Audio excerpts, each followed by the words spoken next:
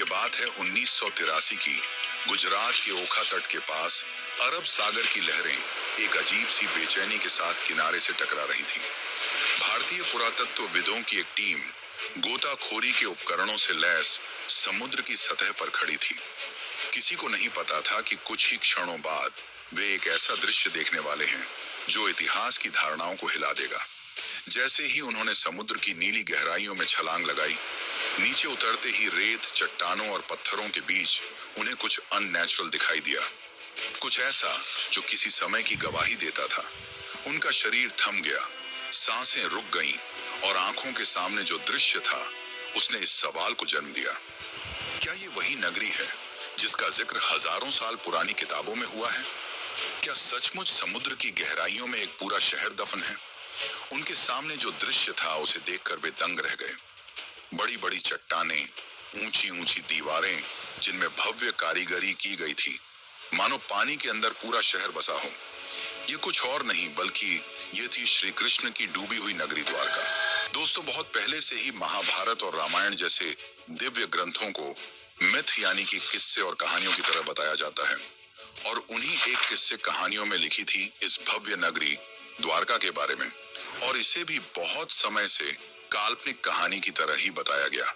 लेकिन जब 1983 में डॉक्टर एस.आर. राव और उनकी टीम ने इस नगरी को खोज निकाला, तो इसने उन लोगों को सोचने पर मजबूर कर दिया जो इसे सिर्फ मिथ मानते थे।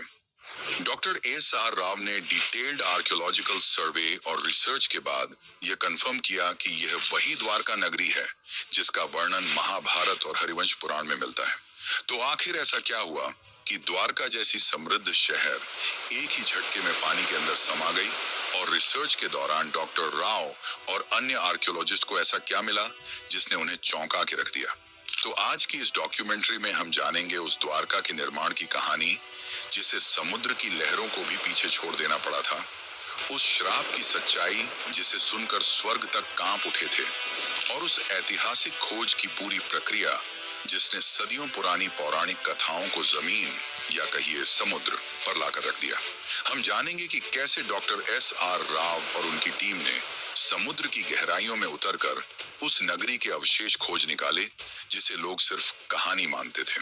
हम यह भी देखेंगे कि कैसे आधुनिक काल में वैज्ञानिकों ने समुद्री तल में हजारों साल पुरानी दीवारें, स्तंभ, लंगर और कलाकृतियां खोजी जिनकी तारीखें महाभारत युद्ध से मेल खाती हैं।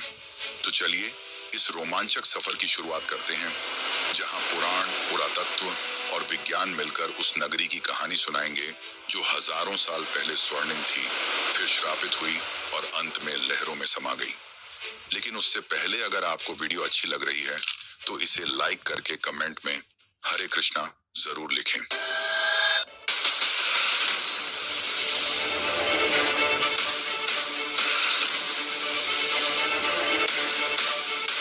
Dwarka and came to the conclusion that it was the Dwarka of Mahabharata.